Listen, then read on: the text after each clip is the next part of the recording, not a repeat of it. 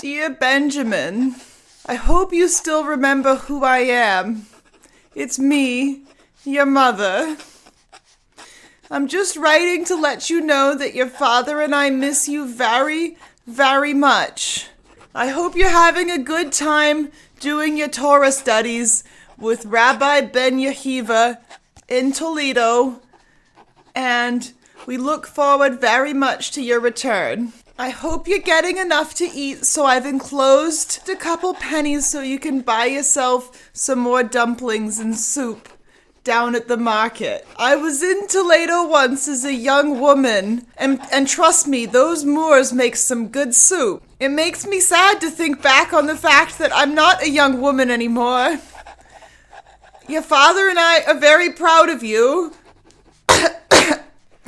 And even though my health seems to have started to fail since you left, I just wanted to let you know that you shouldn't worry about me because it's probably not the bubonic plague, or leprosy, or chlamydia, because God knows your father hasn't looked at me in a long time, or arthritis, although I do have that as well. In fact, Dr. Cohen says that there's nothing wrong with me at all and that I'm healthy as a horse. But you know that I've never trusted that guy. By the way, do you remember Ezekiel from Torah class when you were 8 years old? Oh, you were so cute back then. What happened? Anyways, I was at his son's bar mitzvah. Can you believe he has a son already? And his son has already had his bar mitzvah. And you don't even have a girlfriend yet. But anyways, you know that nice girl Miriam from down the block? Her father's the scribe? She's a very smart girl. I just talked to her and you know, her husband just died last year of the plague. Probably the same plague that I have. But anyways, she's a very good-looking girl. No kids yet. And she's from a very good family. She's smart. I think you guys would get together. So I told her mother, Ethel, that I would arrange a meeting between the two of you guys when you're home for Pesach. Okay? Oh, and you'll never believe who else I saw there. It was Sarah. You know Samuel's mother? You know, she was telling me all about what Samuel is up to. You know, he moved to Grenada, and now he's the Prince of the Jews. That's right, he's a Grand Vizier, and he's held in very high regard by all religious communities. It's pretty impressive. And, you know, I know you have time to make things work out with your business ideas, but, you know, I'm not going to be around forever, and I want to have, and you know, it'll be really sad if I die before you give me any grandkids, so maybe you should stop chasing all these harebrained schemes and, you know, think about moving back down to stay with your mom and dad. Meet a nice girl, I'll set you up with Miriam. But anyways, I know you live a long ways away, and the 5 miles is probably too much for you to travel. Anyways, I read the poetry that you attached. I thought it was very sweet. I liked the line about the flowers, you know. You've always been such a sweet little boy. You're gonna make a nice Jewish girl very happy one day. Anyways, your father and your sister and Rabbi Nathaniel send their love. And we all hope you're doing well and you find some time to write back soon. But no worries if not, because I know you're really busy with your business. Chag Sameach, your mother.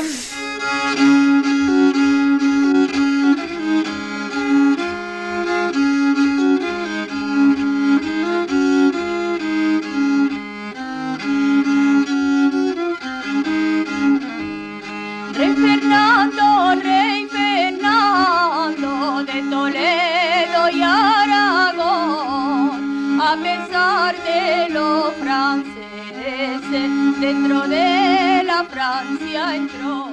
Welcome back to the Weird Medieval Guys podcast. I'm Olivia, and this is Aaron, a real mensch. That's right, I'm back. Hide ya, Bubba. On this week's episode, we are talking all about Jewish life and identity in the Middle Ages. Yeah, because we've barely even covered Jews and up to this point in this podcast. I mean, it's been such an omission that you could reasonably claim that the real title of this podcast is Weird Medieval Goys. Exactly. And we had a couple people asking us to do an episode about Judaism, and as a Jewish person myself, it's, obviously something that I was quite interested in exploring. So whether you be Jew or Goy, I hope you enjoy this one. That's right. And many people will ask, oh, Aaron, are you sure that your podcast is qualified to speak about the complexities of Jewish history? And I say this podcast may only be half Jewish, but it is on its mother's side, so that counts.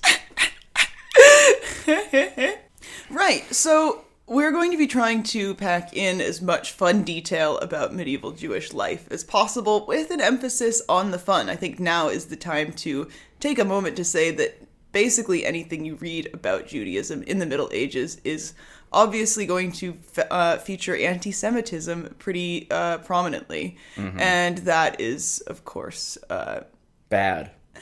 We don't agree with it. And that is, of course, due to the fact that anti-Semitism was an inescapable part of life for most Jewish people.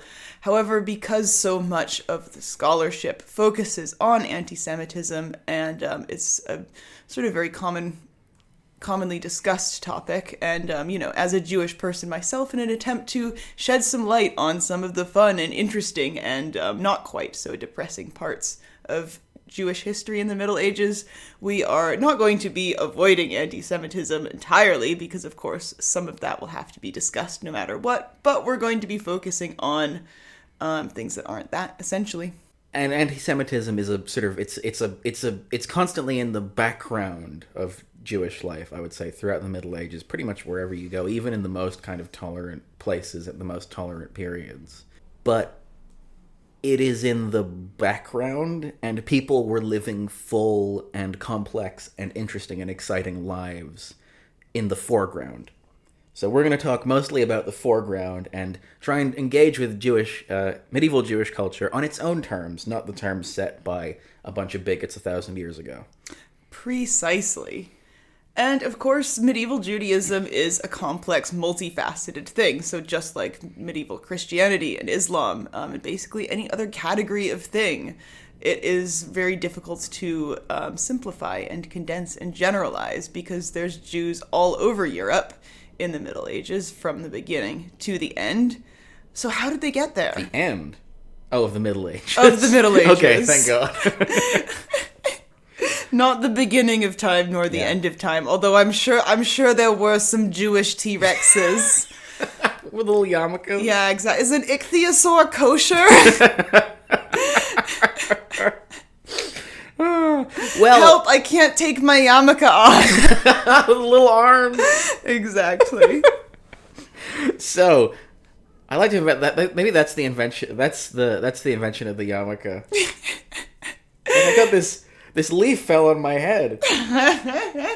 Don't at me. I know there's a theological basis. Let's start like the Jewish Bible, in the beginning, which is in terms of recorded Jewish history, is around 1200 BC, where the people that we now call the Jewish people are basically just like one of the many cultures living in the Levant in this period. It's complicated to try and piece together a kind of coherent, historically satisfying narrative about very early Jewish history, because a lot of it comes from the Hebrew Bible, which we generally accept is not a reliable historical source at this point. Olivia's looking very sad about that. It's got no dinosaurs. There's nothing about dinosaurs in the Hebrew Bible, sadly. What we can say is that, there are Jewish people living in this region, and Jewish and their political status changed from century to century. Sometimes they ruled themselves as an independent kingdom. Sometimes they were the vassals or subjects of a greater power, like the Persians or the Babylonians. But broadly speaking, Jewish cultural and political life was centered on the city of Jerusalem. And at the center of Jewish life in Jerusalem was the temple, capital T. Yes, that's right. This is the temple. There's only one of... Well, actually, no. There's two of them for now. There's two of them and possibly a third one if you play your cards right. No spoilers. So the temple is, first of all, it's crucially distinct from what we would consider to be a synagogue in the modern day. I was a Reform Jew, and I was, for reasons that, I was raised in Reform Judaism, and for complex hippy-dippy reasons I can't get into right now, we were raised calling synagogue temple. But anyways, this is not just any place of worship, this is the Jewish place of worship. And so, again, over time, the role of the temple changes and what people exactly are doing inside of it changes, but crucially, it is a consecrated holy site where Jewish practices are carried out. In particular, they're carried out by a specific caste of priests who have a high priest, and these are priests who are presumed to be descended from the tribe of Levi, one of the 12 tribes of Israel. So this is quite distinct to what most modern Judaism looks like, in that we not only have a well-defined sort of priestly caste, but it's also based on inheritance. And there are all sorts of other Jewish institutions associated with the temple. There are courts of law, and there are councils, and all these other different organizations and institutions that affect and attempt to legislate how Jewish people live their lives and matters relating to Jewish life and theology. And so over the course of the time that I say temple, there are two temples. One is destroyed quite early on, I think around 600 BC or something like that, and then is rebuilt as the second temple, which is kind of the era we know more about, the era when Judaism becomes a lot more sort of theological and doctrinal and resembles its current form much more than its sort of early form is basically like a cult, a kind of scary cult. They sacrifice fewer animals in the second. They're sacrificing so many animals in the first temple, and they sacrifice fewer in the second temple. But anyways, outside of this major central Jewish cultural and religious institution, of course, there is a diaspora of Jews that slowly grows. And so these Jews have synagogues and rabbis that develop slowly over time as institutions. And those are these kind of satellite groups that can help you as someone who lives in the diaspora sort of, remain actively Jewish, and your rabbi will be someone who is not of the priestly caste. He doesn't do sacrifices, but he does, he's an educated man in matters of Jewish spirituality, and he's able to give advice and guidance to his community. And as the institution of prayer slowly becomes more and more important, he can lead you in prayer. But crucially, the temple is still that's the big thing. Yeah, it's to use a crude kind of analogy, it's the sort of St. Peter's or the Mecca of early Judaism, in the sense that you might never go there in the course of your life, but that's the big thing. That's the big one. Definitely. And it is, a big source. It is a big draw for pilgrims. There are pilgrimages made from all over the Jewish diaspora to go there. And it's again where these specific activities and institutions are. And crucially, it's important because it is the consecrated holy location where these things take place. Which isn't to say that a synagogue in Judaism isn't also holy, but this is the holiest place. And you can't have these institutions or these activities outside of it. They are not separable from each other. Yeah, I mean that's why you should think about it as the capital T temple. It is the definitive article. Everything else is sort of orbits it in a sense. Yes. And luckily, nothing will ever happen to that temple, and things will progress. Things will proceed exactly as they are for the rest of this story. We're not there yet. So the other thing to note about Jewish life in this period, because I'm very conscious of the fact that we are not yet in the Middle Ages or even near it, is that situate yourself around the year zero. Yeah. So in the Iron Age and early antiquity, the sort of the main language of the Jewish people, so the lingua franca of the entire community, is Hebrew, which is a Canaanite Semitic language that has its own cool-looking alphabet. However, by late antiquity, so like around, as you say, around year zero, around the lifetimes of people like Julius Caesar and Jesus of Nazareth and all that lot, most of the Jews living in the Middle East spoke Aramaic, which is a language that's distantly related to Hebrew, but is still very distinct from it. However, it's important to note that written Hebrew continued, even past that point, to be incredibly important to Jewish cultural and religious life, kind of in the same way that Latin remained incredibly important to Catholic Christianity, even after Latin was overtaken by other languages as the vernacular language in the various kind of Christian kingdoms of Europe. So in the first century, Jews are hanging out in the Middle East. They're speaking Aramaic, and then something that you don't want to happen if you're living in late antiquity Eurasia happens, which is that the Romans come a knocking. So the Romans come and conquer the kingdom of Judea and make them imperial vassals. And the consequence of that is that Jews are discriminated against in the empire, in part because they have this irritating insistence on this idea of monotheism, which obviously will never catch on.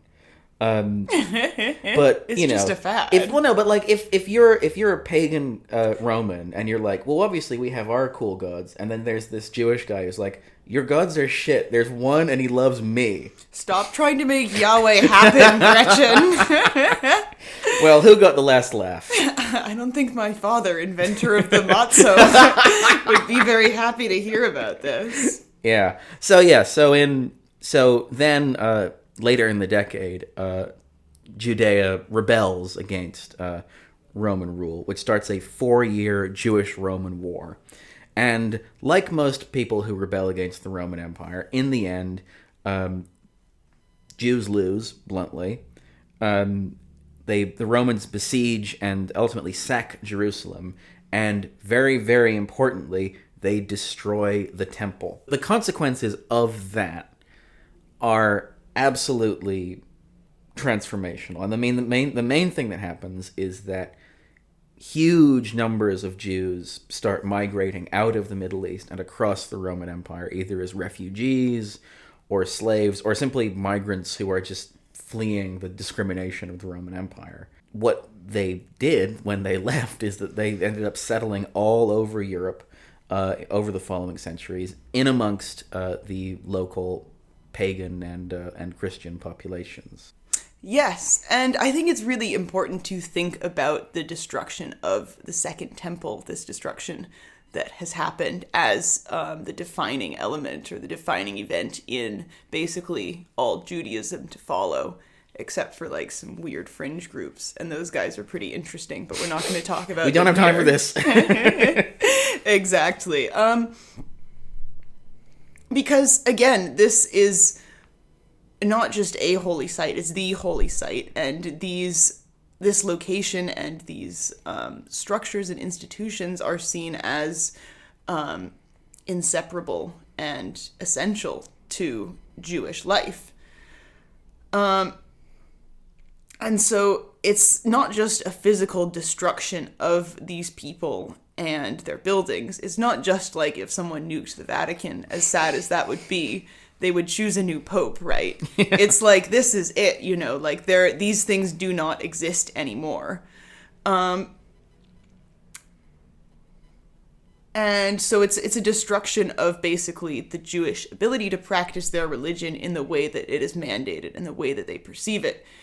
And after the destruction of the first temple, some, 600 or 700 centuries earlier, I'm probably mixing my dates up here, there was about a 300-year gulf during which there was no temple before the second temple was built. This is a mystery, a historical mystery. We don't know exactly we don't know very much at all about the first temple. It's quite spooky and mysterious. And again, the things that took place there were quite cultish in comparison. Although what does cultish even really mean, of course? But the upshot is that the messaging that has persisted since the rebuilding of this second temple that has now been destroyed by the Romans is God has given us this second temple. We were divinely given the chance to rebuild our temple, to start anew. And so when the second temple is destroyed, it's not a question of, oh, well, when can we rebuild as quickly as possible? It's a question of, well, how long will it be until we are given the divine opportunity to do so? So I say this to, explain why, like, the focus is not on, staying and rebuilding, which is, of course, now an impossibility, and also to set the stage for why throughout the Middle Ages, this is also not something that is a focus necessarily of theological debate. The focus is basically on what do we do now? We can't be Jewish in the way that we know. And so how exactly are we going to be Jewish? What is the next best thing, essentially? How can we live our next best Jewish lives in the rest of the world? And so you have this body of practices and scriptures and traditions. You have the Torah, of course, which is the one that most people know about, but like there's a lot more. The big scroll. There's the big scroll. The big scroll is fun. They were all big scrolls back then, so you can imagine it probably felt quite pedestrian. I think this is just a regular scroll. Exactly. But you've got, of course, like the Talmud, and you've got other... you don't actually at this point. Let me back that up. But of course, and then you've got other sort of apocrypha and scriptures and texts. And over the next centuries, of course, more and more are added. Sorry, I was going to make a snide comment. No, go ahead. I was going to say, the irritating person in me wants to say that, well, actually, technically, you had the oral Torah already. So you kind of did have the... What's the Talmud originally based on? It's the collection of... It's like basically interpretation. We're going to fall in. Yeah, we're going to start falling into that rabbit hole. We're going to become the people that we're talking about. No. This is the problem with the Talmud. Is as soon as you even try and start explaining what it is. Yeah, we're not going to explain what the Talmud is. I'm sorry. I would say you can figure it out on your own. I'll tell you what it is. I'll tell you what it is. Here's my analogy. It is that very old Twitter post that it's like, forum thread, is Wario libertarian, locked after 11,000 pages of heated debate. That's That's what the Talmud is. That is essentially what it is. That's very illuminating. Thank you. You're really liaising between like me and the people here. We're having interfaith dialogue. Yes. So yeah, again, you have all of these scriptures and no way to properly implement, basically, the most important parts of it. And of course, like the Christianity of the time, there are these ongoing debates about which parts we should even be listening to and which parts were just some guy writing down crap for no reason. And you don't anymore have this divinely ordained priestly caste to actually tell you what's up. And so you have all of these things and no real way of knowing for sure what to do with it. And so it's basically up to the Jewish people after this to just work that out for themselves in the best way possible, to take basically some comfort in, knowing, okay, if we just do what we think is the absolute best and we act in good faith, and we, study and transmit and discuss all of these scriptures and laws and documents to the best of our ability, then, we are fulfilling our duty because we have no other way to do it. Yeah. And so it's little coincidence then that there is one particular sect of Judaism, one particular group that comes to the forefront. So even before this destruction of the temple, there had been all of these sort of fracture groups, and some of them were saying it's all very familiar. I think it's funny in a way doing this after discussing Christian theology of the Middle Ages at length, because you can really see how this set the stage for a lot of that and set the precedent. But you have different groups in the Second Temple. Some of them are saying, well, we need to be as literalistic about the Torah and about scripture as possible, and we need these priests, we need to rely on these, elite priests to do all of the interpretation for us. And then you have other groups, in particular the Pharisees, who are saying, no, actually, I think everyone should be allowed to work out what theology means for themselves. And we should be a nation of priests, we shouldn't just be a small group controlled by priests, a nation of priests. And so after this destruction of the temple, I think it's little surprise that it is these Pharisees who basically have their approach become the dominant one while the other sects fade into existence. And so a nation of priests becomes a fractured, scattered nation of rabbis. And I think that also it's a really important point that you bring up, actually, the comparison to Christian theological debates, because you mentioned that, Christians are also, after the death of Christ, trying to, figure out, well, what on earth actually is Christianity. And it's really important to remember that these processes are happening pretty much in parallel.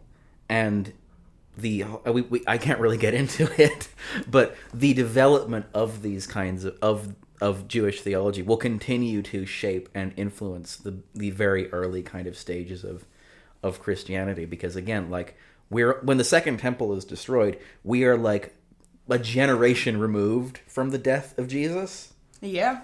All of this stuff is happening it's this incredibly unsettled period. I think it's a serious question, to be honest. Could Judaism have just swallowed Christianity back up? Yeah. Yeah, because they weren't really perceived as separate. They weren't perceived as separate religions at that point. They were just some weird Jews who were really were convinced that this guy was the Messiah we'd been talking about for 1,000 years. Yeah, exactly. And everybody else was like, what? No. And in much the same way that you have the early church fathers, so all of these men and scholars who are, I said that like men and scholar are mutually exclusive groups. All of these scholarly men. I think people who listen to this podcast would get that impression. Yeah, that's fair. Read between the lines, folks. She looked me dead in the eye when she said that sentence, so... You also have these influential sages in Judaism who are foundational for describing and basically working out amongst themselves how things are going to go from now on, how Judaism is going to continue to be transmitted and remain a living religion. And basically what most of these men do is they look at the existing Jewish scriptures and laws and basically say, well, this is what we have, and, let's start with that. And so, things that we think of as being characteristically Jewish, like keeping kosher and respecting the Sabbath, are already, long established by then. And so they use a lot of these laws as a backbone, and a lot of these principles that the Pharisees had been encouraging, like, acts of charity and prayer instead of killing goats at the altar and things like that, are extremely, again, this is why the Pharisees and why this approach is so successful after the destruction of the temple, because these are very easily adaptable to a life outside the temple and without the temple. And so, an emphasis that had already been growing on prayer and on the, written word and on study, basically takes root as like the dominant way to be Jewish. And there are also other principles as well. There are the biblical principles of kindness and charity and, nonviolence. So I have a nice little Talmudic anecdote. So this is from a part of the Talmud that was compiled between somewhere around the 8th to the 10th century. So we're getting into medieval territory now. But this is about two of the rabbis who lived through. This is about two of these early sages immediately after the destruction of the temple. So one time when Rabban Yochanan ben Zakkai was walking in Jerusalem with Rabbi Yehoshua, they arrived at where the temple in Jerusalem now stood in ruins. "Woe to us," cried Rabbi Yehoshua, "for this house where atonement was made for Israel's sins now lies in ruins." Answered Rabbi Yochanan, "We have another, equally important source of atonement. the practice of loving kindness. As it is stated, I desire loving kindness and not sacrifice. That's nice. Yeah. That's very wholesome. Yeah. But, and after this, like, our discussion of rabbinical Jewish theology will come to an end, so bear with. But really what I'm trying to bring out here is the fact that there are no real authorities in this post-temple Judaism. Everyone basically has as much authority as the other. And if you have these people who are rabbis who are seen as authorities, it is basically because they have, through charisma or wisdom or being men of great learning, they have earned that status. And there is no Jewish pope or Jewish equivalent thereof where it's someone who is seen anymore as being divinely ordained. Because every Jew is a steward of Jewish tradition, and every Jew has the same obligation then to study and analyze and make themselves the transmitter of this Jewish tradition for the next generation, on and on, until the Messiah may come and build the third temple. And fix all the shit. Exactly. No wonder most Jews didn't buy Jesus' whole thing. He's like, he didn't even build the big building. He just ran around Galilee for a bit and then he died. Yep, more or less. Actually, sorry, no comment.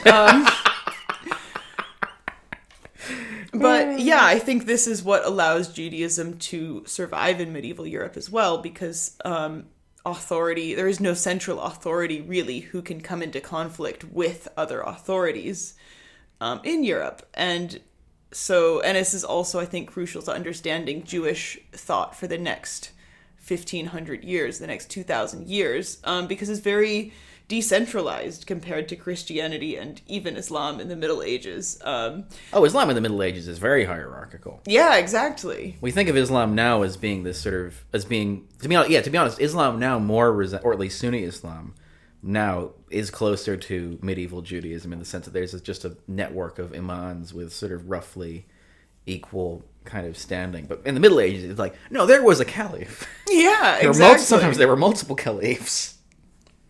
Exactly. And so you might hear both medieval and modern examples of people referring to, for instance, like the head rabbi or the chief Jewish authority. But in every case, essentially, this is someone who's a secular figure, who is chosen by a secular leader to basically act on behalf of the Jewish community. So it's not someone who's been chosen by the community to,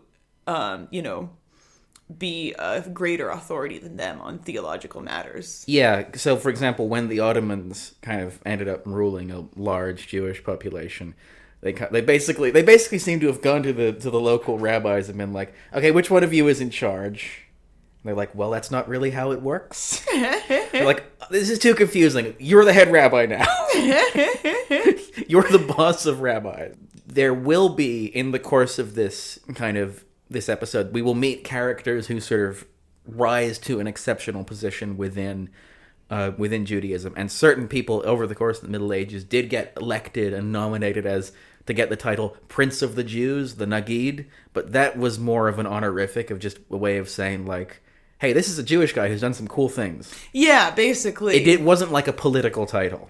No, it was a title that was used in the Temple Judaism, but yeah, it wasn't being used in the same way afterwards. Ay, hay una Francia revuelta, muy bien que la apaciguó, y a su hermano Don Alonso en prisión él le metió.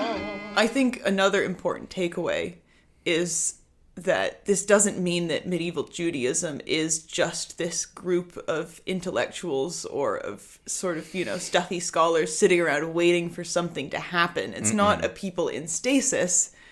It's still an extremely politically, intellectually, scientifically active group of people. And they're still very interested in, in absence of the temple and the Messiah, how can, we continue to develop our understanding of Judaism. And so it is, theological debates are every bit as lively as those in Christianity and Islam. They often spill over into Christianity and Islam on account of some shared source material, or so I've heard. I don't know anything about, your weird splinter religion. This weird sect. Yeah, exactly. Your weird death cult. No. Edit that out. No. Keep this all in. No, I swear to God, guys, he's coming back. I do love that Olivia's image of Jesus is just indistinguishable from the Emperor from Warhammer 40k. He is like that, though. And yeah, the Jewish, again, scientific and philosophical and intellectual contributions to the rest of society are also quite numerous, and I can't wait to get into a few. And it's also not to say that this question of when will we return to Israel, when will we return to Jerusalem, to the Holy Land, was always at the forefront of people's minds, because we also see that people had very strong local ties and local identities that often fused with the countries that they moved to create something that was quite unique and quite special. I was actually reading an article about the very surprising rate at which Jews, after being expelled from places, would remigrate. And that was the most common thing to do, was basically like, if a leader was particularly hostile towards your religion, just like go somewhere else, wait it out, and then move He'll back. die. Yeah. Yeah, exactly. But I think that's quite striking as well, because it shows a loyalty and a local identity. Mm-hmm. Yeah, I mean, the Middle Ages is the period at which, I believe, is the period at which we first get the sort of attested use of the phrase "next year in Jerusalem." But yeah, no, I mean, you can see the ways in which Jews integrated with their new kind of homelands in the way that language developed. So again, as we talked about earlier, by the period of the burning of the Second Temple, the sort of main vernacular language was Aramaic. Now, the Jews that sort of migrated out of the Levant and into kind of the rest of the Middle East and North Africa, by and large, continued to speak Aramaic. Some of them ended up speaking Judeo-Arabic, which sounds super weird, but also Hebrew and Arabic are... Sorry, Aramaic and Arabic and Hebrew are all actually vaguely related. They're all Semitic languages, so it's not that big a jump. No, the weirder stuff happens when Jews are going west. Oh, yeah. Because now we get into some really, like, Frankenstein creations. Yeah. So in Central Europe, modern-day Germany, Poland, etc., Jews ended up speaking Yiddish, which is a kind of, again, it's a fusion language, so it's structurally it's basically a version of German, but there's just a lot of Semitic words in there, and sort of it's been heavily influenced by Hebrew and other Jewish languages. In Italy, they spoke something called Judeo-Italian. Yep. Which I've never heard, but sounds awesome. And in Iberia, we got my absolute favorite, which is Ladino, which is it's a Romance language that is, it's based on Castilian Spanish, and it's pretty much mutually intelligible with modern Castilian Spanish, but again, it's just like with that little bit of Hebrew inflection. And all these languages, by the way, would usually continue to be written in the Hebrew alphabet, and still are, I believe. So, like, Yiddish is still written in Hebrew. Ladino is still written in Hebrew. These are still living languages. But what's the other thing that's interesting is that although kind of we see this cultural splintering and changing and evolving, Jews would continue to use Hebrew for writing and for spiritual stuff. Again, much like the way that Latin would continue to be a kind of unifying language for the Christian European elite. And so the community remained connected in this kind of republic of letters, as it were, that stretched across Europe and the Middle East and North Africa, and united all of these otherwise very culturally and linguistically diverse communities. Although, the thing to remember about Hebrew, though, is that because it wasn't a spoken language, it wasn't the vast majority of Jewish people's spoken first language, it did have to be taught. And by convention, it was very considered very improper to teach girls Hebrew. But that doesn't mean they weren't interested in it. That's a thread we're going to pick up later. Yes, definitely. Do you want to hear some niche Jewish hybrid languages? Yes! Okay. So yeah, you've got your mainstream ones like Yiddish and Ladino. Mm-hmm. And quite a few of these are still alive and kicking today. So you've got Gruzinic, which is Hebrew, a Hebrew-Georgian hybrid language. Yes! Written in both scripts. Got 60,000 native speakers at the last count, apparently, which is fantastic. That's like as many as Ladino, and I've never heard of this. Yeah, it's pretty cool. And then you've got Bukharian. Have you heard of that? That's Hebrew and Tajik. Yes. It's I think quite similar to Judeo-Persian, which is like a bit more of a well. So a lot of these things are like niche dialects of other sort of, what are honestly still niche dialects, because Judeo-Persian is not exactly mainstream. I mean, you've got Judeo-Aragonese, and then you've got Judeo-Navarro-Aragonese. You've got Judeo-French, which is unfortunately extinct, also known as Zarfatic. Oh, that's good. That has a nice mouthfeel to it. Yeah, absolutely. Judeo-Portuguese is, I think, basically on its way out. There's like 3 people left that speak it, and they live, like, I think most of them live in like London? Like Algeria or somewhere. Judeo-Sicilian, of course. And then you've got one of my favorites, Judeo-Papiamento. What? It is the only surviving Jewish language that is based on a Creole language. It's a hybrid of Hebrew and the native language spoken by people indigenous to Curaçao. Wow. In the Caribbean. That's incredible. Yeah. And that one's still alive as well, but hell yeah. I think that's also quite endangered. So yeah, I think it's quite fascinating because to me it speaks, I'm editorializing a bit here. Sorry, not sorry, but I think it speaks to both like the integration and the long-lasting relationships that Jewish people had with others in their communities, but also maybe to the extent to which these Jewish communities were held somewhat at arm's length, or they had somewhat sort of unstable or precarious positions in their communities.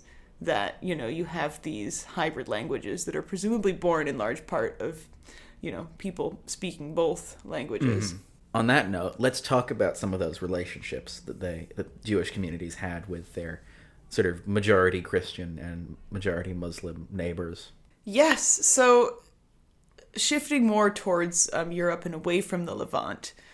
So, of course, if there's one thing that you are often likely to hear about in conjunction with Jews in medieval Europe, it's pogroms and expulsions and inquisitions. And a lot of our records of what the broad strokes of these European rulers and governments, if you can call them that, were with Judaism is from legal codes either saying, Jews out or Jews in. And there's quite a bit of both. And if you look at it from a very detached point of view, then it does make it look like there's this kind of unstable, fluctuating relationship that everyone has with Jewish people. Something that's really crucial to understanding how Jewish people are positioned within Christian communities in Europe is laws on money lending, and the fact that Jewish people are not forbidden in Jewish law from lending money with interest to non-Christians, but Christians are forbidden from lending money to other Christians with interest by the church in the Middle Ages. And so it becomes really advantageous for rulers to keep Jewish people around to act as moneylenders, essentially. And of course, there are also pre-existing sort of harsh treatments and restrictions put on Jewish people, preventing them from, say, owning land or becoming members of guilds. And so that makes the Jewish population of Europe really only makes a couple or a few occupations attractive to, or even possible for, the Jewish population of Europe. to pursue, and commerce is one of them. And so again, this makes it quite advantageous to have some Jewish people around. And so, for instance, during the or after the Norman Conquest of England, we see Jewish people starting to come over to support this new sort of more sophisticated, burgeoning, more well-connected economy that's more sort of internationally present. And because, again, of prejudices towards Jewish people, it was quite important to a lot of leaders to protect their Jewish communities, and even to invite Jewish communities that were previously being persecuted elsewhere in order to bolster their own economies. So I have a 1086 edict from a man named Rudiger Hutzmann, the Bishop of Speyer in Germany, and he has written this inviting Jewish people, or, discussing the status of Jewish people in Speyer. So he said, when I made the villa of Speyer into a town, I thought I would increase the honor I was bestowing on the place if I brought in the Jews. Excellent. That's a lovely endorsement. It really is. It's Thank because you. they make excellent bagels, and I love salt beef and pickles. Shout out whichever one of the Brick Lane bagel shops we like. Which one is it? The white one. Okay, good. Thank you. I always forget. Did I tell you, this is an aside, did I tell you I did a blind taste test. The white one is conclusively better. I mean, it is incredible. It is. Like, if you want to just like, it's perfect. It's like a hangover cure. It really, the salt. And you want them to put a lot of mustard on that. And they do. No, last time they nuked, there was like a mustard nuke. It'll clear out your sinuses. It cleared my sinus, but then you're standing in like the biting wind, like on Brick Lane, because who can be bothered going somewhere else to eat the bagel? You're like directly outside the bagel shop, trying not to be too much of an obstacle, and you're like biting into this bagel that is causing you like equal measures, I think, of extreme pleasure and pain. Yeah. And like, your nose is running, your eyes are watering. You start to feel every nerve that connects your nose to your brain. It's like the opposite of a sensory deprivation chamber. Who needs caffeine? When an intimidating Jewish woman can slather your bagel with incredibly strong mustard. They're so scary. But I love them, and I love what they do. Absolutely. All women are queens. When I made the Villa of Speyer into a town, I thought I would increase the honor I was bestowing on the place if I brought in the Jews. Therefore, I placed them outside the town and some way off from the houses of the rest of the citizens, and lest they should be too easily disturbed by the insolence of the citizens, I surrounded them with a wall. This is giving, like, America's precious, precious gays, Now the place of their habitation, which I acquired justly, I say I transferred to them on condition that they pay annually 3.5 pounds of the money of Speyer for the use of the brethren. I have granted also to them within the district where they dwell, and from that district outside the town as far as the harbor, blah, blah, blah, full power to change gold and silver and to buy and sell what they please. I have also given them license to do this throughout the state. Besides this, I have given them land of the church for a cemetery with rights of inheritance. This also I have added, that if any Jew should at any time stay with them, he shall pay no felony. Then also, just as the judge of the city hears cases between citizens, so the chief rabbi shall hear cases which arise between the Jews or against them. But if by any chance he is unable to decide any of them, they shall go to the bishop or his chamberlain. They shall maintain watches, guards, and fortifications about their district, the guards in common with our vassals. They may lawfully employ nurses and servants from among our people. Slaughtered meat which they may not eat according to their law, they may lawfully sell to Christians, and Christians may lawfully buy it. Finally, to round out these concessions, I have granted that they may enjoy the same privileges as the Jews in any other city of Germany. I love that, because that's like the Aldi price match. Yeah. I love the fact that all the Jews need to do in order to get, like, rights to trade in the town, fortifications, guards, all this stuff, is essentially the price of a meal deal every year. £3.50, man. Yeah. But I think, okay, there's a few interesting things to draw out here. First of all, I think is, the fact that you can see that there was a degree of separation, and that this clearly it has been sort of forecast by, an assumption that there could be pre-existing tensions between the Jews and the non-Jews. And so clearly there is like a bit of a pattern for this sort of separation, at least, on a legal level. And also there's an explicit reference within the text that the reason for the separation is to protect the Jews from the Christians. Yeah, exactly. And then I think it's also quite interesting to point out that they're being given jurisdiction not over their own legal matters, but on legal matters that are brought against them. So the chief rabbi can decide or has say on court cases that are being brought against the Jews. And so clearly there's also a level of trust that's been established between Rüdiger and the Jewish community, that he's saying, well, if someone is suing you guys, like, you'll have a Jewish judge, of course. And there are similar edicts like this all over Europe, especially before the 13th century. You get quite a few of these after the 13th century. Especially in England, things began to change a bit. But yeah, you see similar dispensations all over the place, and they usually include similar provisions, like basically saying, yeah, you guys can do what you want. It's fine.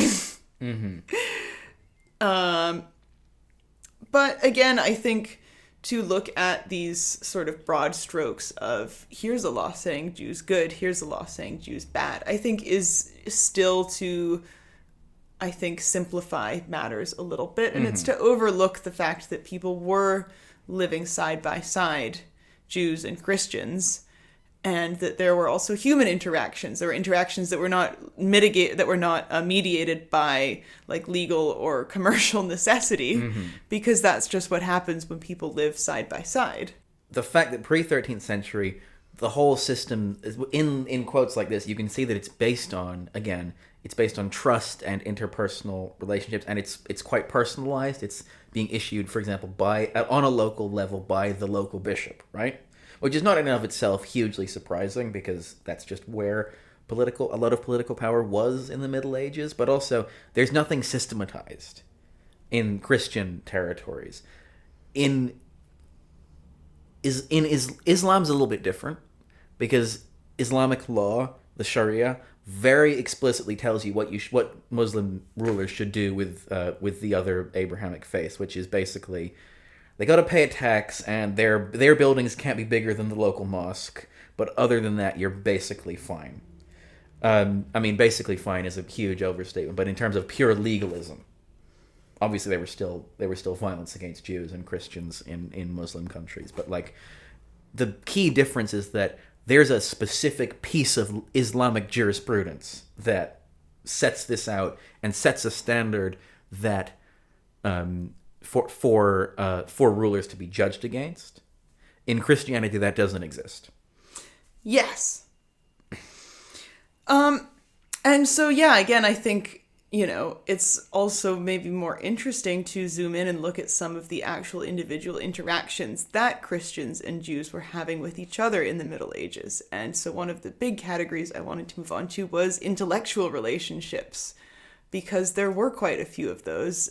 Jews and Christians, as I already mentioned, share quite a bit of theological material, and there is quite thorough documentation of Jews and Christians engaging in, pretty heated discussions about, like, what does this mean? And I think that's also, no matter how heated it got, I think it's quite significant and speaks to a, pretty strong degree of goodwill between these people, that they were even entertaining each other's ideas in the first place. And so there was one I wanted to mention in England, in London, in the late 11th century. you had a type of document called a disputation in the Middle Ages, which was basically if you felt like you had a really fruitful argument with a guy, then you would just write it down. It's, like a Joe Rogan podcast or whatever, having a discussion. Equally erudite, a televised debate, basically. Yes, almost as erudite as Joe Rogan hosting Mr. Beast. Joey, pull up that video of a man getting mauled by a pygmy bear. Wow. Vaxxed? Was the bear vaxxed? Was the man vaxxed? Podcasting is a legitimate art form. Yes. And here is the start of this disputation. I won't bore you with the rest of it, because, it gets pretty dry pretty quickly, but I really like the intro. So thank you, Gilbert, for this. He says, "Now on a certain day, God granted both him and me greater leisure than usual.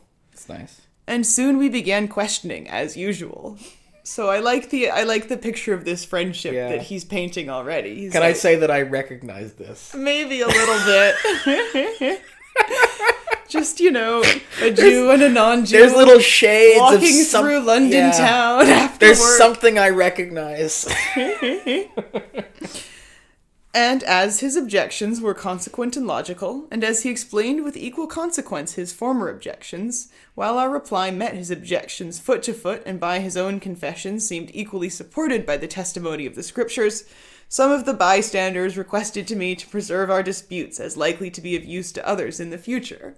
I like that. And then he's like, and then everyone in the crowd clapped and said, "Please, can you send me a video of this?" And I have a little excerpt of later on in the disputation here to read, and it says, this is from the Jewish guy, and he says, "And listen, I don't think it's fair. I don't know why you expect me to know about the Rankin Bass Rudolph the Red-Nosed Reindeer movie. I never watched that. I'm Jewish." Wow, this feels personal. It's actually anti-Semitic for you to even suggest that I would know what that is. I have never said anything of that variety. Because like Gilbert of Crispin's friend, I am a model Jewish neighbor. Yeah. And I would never level such serious accusations at a fellow man of the book without due cause. I got really paranoid and hurt about that. I was like, I've been racist to my friend about a children's movie. I think I was just quite drunk. And I was like, we'll get this man to stop talking about Rudolph. Allegations of anti-Semitism. Cancellation. Another avenue by which Jewish influence entered the Christian mainstream was by conversion of Jewish scholars to Christianity. And so we have a great example of this French monk. Wait, let me get up his real name, actually, because I only wrote it down as the epithet by which he's known, which is Ape of Rashi.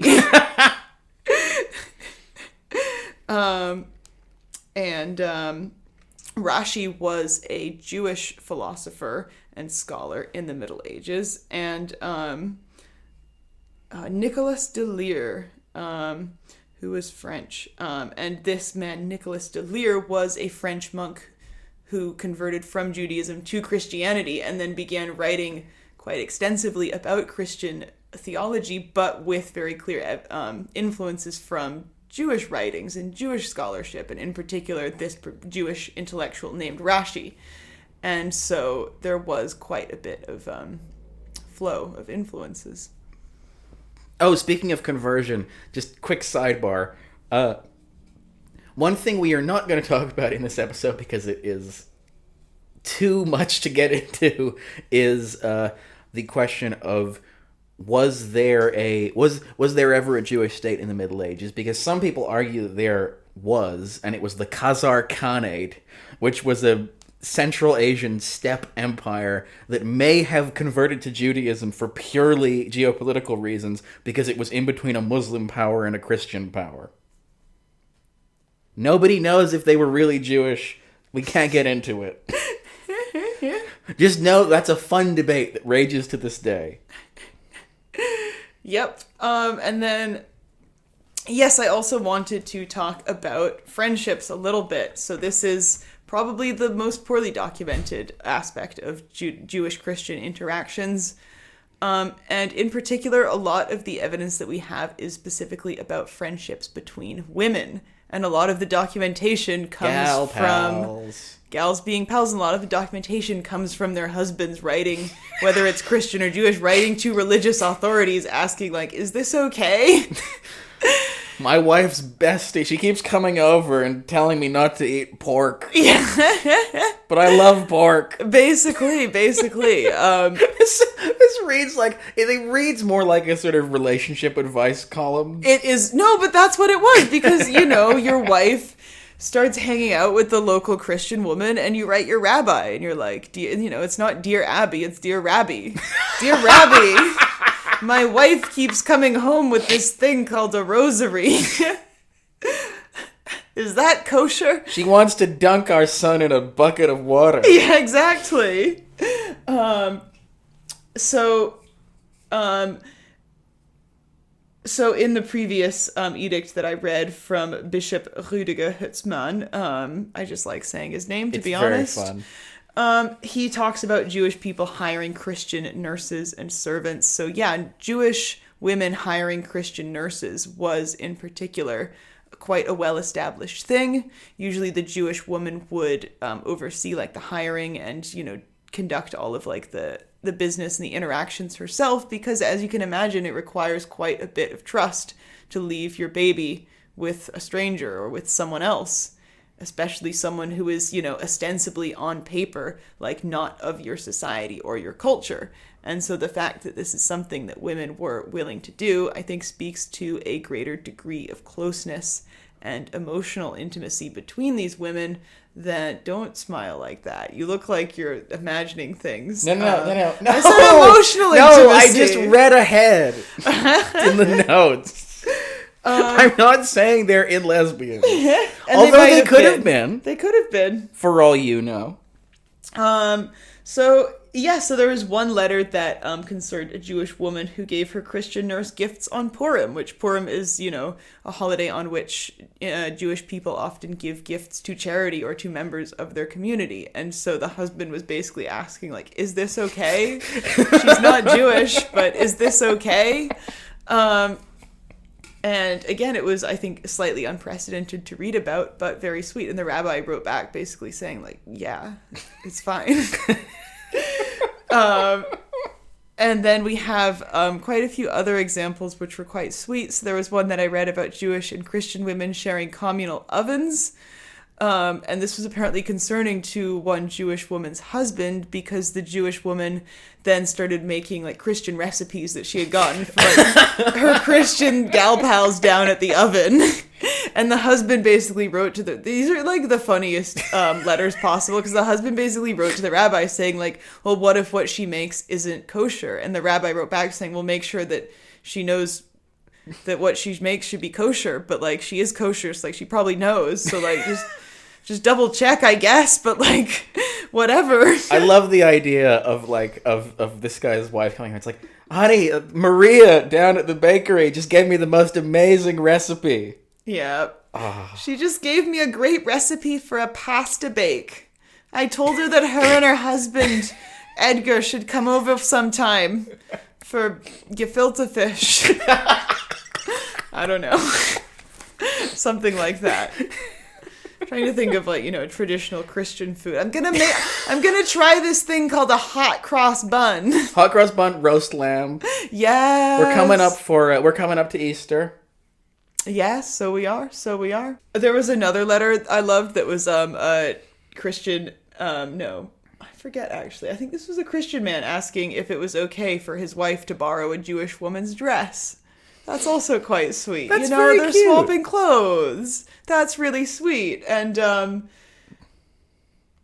there's also quite a bit of evidence of women just in general swapping like advice and sort of help and insight onto into life issues and things like motherhood. So there was a letter from a Jewish man asking if it was okay that his wife was getting a lot of like mothering input, from a Christian woman saying like, oh, is this going to make our baby be a bad Jewish baby? And the rabbi wrote back and was like, well, is the advice contrary to Jewish law? Not really. And then there is another quite sad one that I read about a Jewish woman whose child was killed in a cart accident. And there was a record saying that this Christian woman who was her neighbor was like sort of stepped up and like took on the role of being like this woman's sort of closest supporter and confidant and was like her best friend in this time of need, which I also thought was quite sweet. That's very sweet. And so I think, historically in both religions, Christianity and Judaism, women haven't necessarily been given a lot of importance, nor has importance really been given to like their intellectual contributions that they can make. And so I think it's quite beautiful that we have these records of this really unique thing flourishing between women of different religions that's, derived from these deep shared experiences. Ídolo había su hermana, doña Alvar, antes del sol, pues separa los palacios, donde a Fernando encontró. So, here's a question for you, Olivia. What do medieval Jews love doing?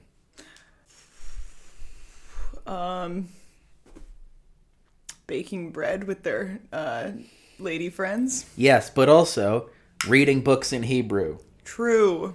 Yes, so Jews are, along with the Christians and the Muslims, they are people of the book. Oh, yeah. Even if it's a slightly different book for each of them, but whatever. There's overlap, crucially. Yes. Crucially, guys, there is overlap. We're not all that different. Yeah. We all like the same guy. Exactly. So Jews also sustained in parallel to the sort of the Christian tradition of manuscripts and illuminations that we have talked about extensively since the very beginning of this show. We haven't really talked about the fact that Jews are doing it as well. And so we have literally hundreds of surviving illuminated Hebrew manuscripts that were produced all over the place across Europe, Asia, and North Africa. And the basic kind of production, the economic relationships and the production methods of these manuscripts were very similar for Jewish manuscripts, which again the main difference tended to be that A, the books were about Jewish things, and B, they were usually written in Hebrew, or in some cases, especially towards the end of the Middle Ages, in one of these non-Hebrew Jewish languages like Yiddish or Ladino. One of the big differences, though, is that these manuscripts tended not to be copied in sort of the scriptoria or like big workshops like they were in Christian manuscripts. I suspect probably because there was just less demand. Like there were just far fewer Jews than Christians, and so they probably couldn't sustain many large-scale production centers. So most of these were produced by single scribes and small teams of illuminators within a home. But what's interesting about that is that actually it meant that being a scribe was a more, if anything, a more viable career path for a Jewish woman than it necessarily would have been for a Christian woman, because you can do it at home. So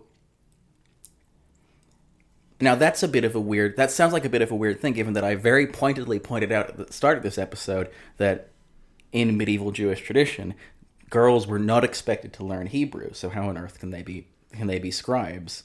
But a lot of the sort of the female scribes that we do have attestations to, because a lot of these books, again, as with Christian books, they will end with a little postscript from the scribe saying this was copied by this in the year of X, right? So we have a lot of those that are women, and we have a lot of them that will say this was by Olivia, daughter of the scribe. Ah, there you go. So what we can infer from that is a lot of Jewish scribes were teaching their daughters essentially a trade so that they could, go out and make a living. Interestingly, we did one of my favorite. I read a lot of these dedications to prepare for this episode. My favorite one is from a 19th century description of a 15th century manuscript that was found in Yemen, which ends with the postscript: "Do not blame me if mistakes are found in it. I am a nursing mother, Miriam, daughter of Benaiah the scribe." Aww. Which I think is very sweet. It is sweet. I think it's we shouldn't take this necessarily to mean that these women were being encouraged to like think critically about what they were copying, but it is definitely, I think, still,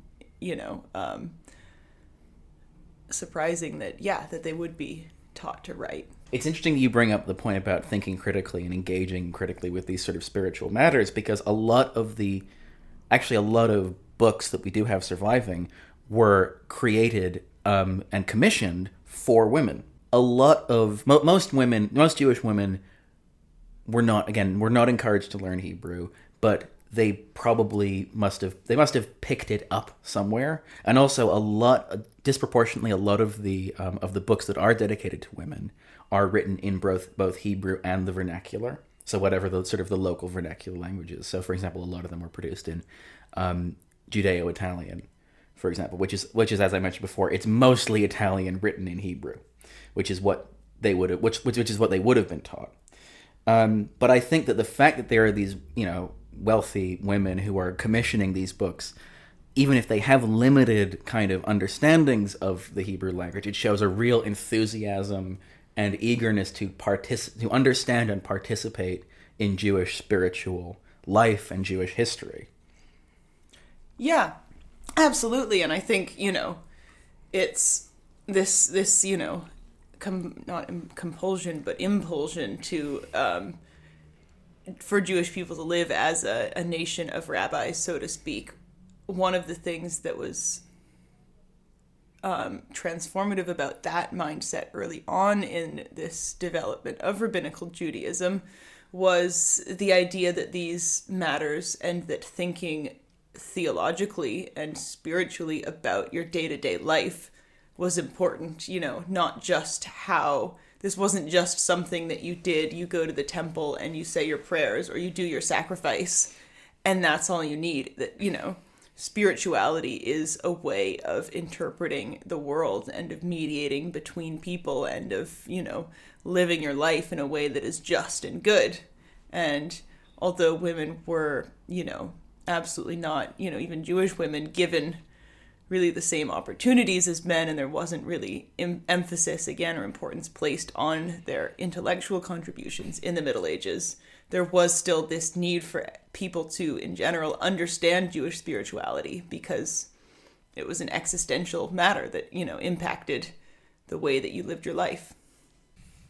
Yeah, so, I think that to return to the concept of, scribes and scriptoria, I think we do, to be honest, see, about the same proportion amongst, I haven't fact-checked this, amongst Jewish and Christian manuscripts of, those which are clearly made on a more ad hoc, casual basis versus those which are professional, commissioned showpieces, because we've talked about the Christian book as a display piece and of the ornamentation of the written word as an act of both conspicuous consumption and of glorifying scripture, and we have very, very similar attitudes that are documented in medieval Judaism. And likewise, we have very, very similar examples of beautifully decorated manuscripts with very, very elaborate ornamentation. And although I think it's still pretty likely that those books wouldn't have been transcribed by people who are working as scribes on as professional of a basis as the Christian scribes, we do have evidence, especially in Northern Europe, that they were probably going to the same illuminators because they look stylistically very, very similar. They look the fucking same. So they have the same kind of big gold letters. They have lots of they have a lot of marginalia, and they have, say it with me, guys, weird medieval guys. No, not goys. Not goys. No, there's so I looked at a lot of scans of of Hebrew texts. If you want to go have a look at a fun one, go look at the Kennecut Bible, which is just a gorgeous looking Hebrew manuscript. And there's weird guys on every couple of pages. And I don't have enough context either through being able to read Hebrew or really knowing that much about the Bible to kind of tell you what all those guys mean. But we do know from we do know from various sort of scholarly analyses that much like Christian texts, these marginalia referenced and engaged with the texts that they were contained within. So, for example, I've got a good one. Yeah, so the Oppenheimer Siddur, which is a book of daily prayers, is notable because it has two consistent motifs, which are musicians and wild men. Now, wild men are, I mean, how would you describe them? They're a visual motif in the Middle Ages that both Christians and Jews use. They're just like big, hairy men.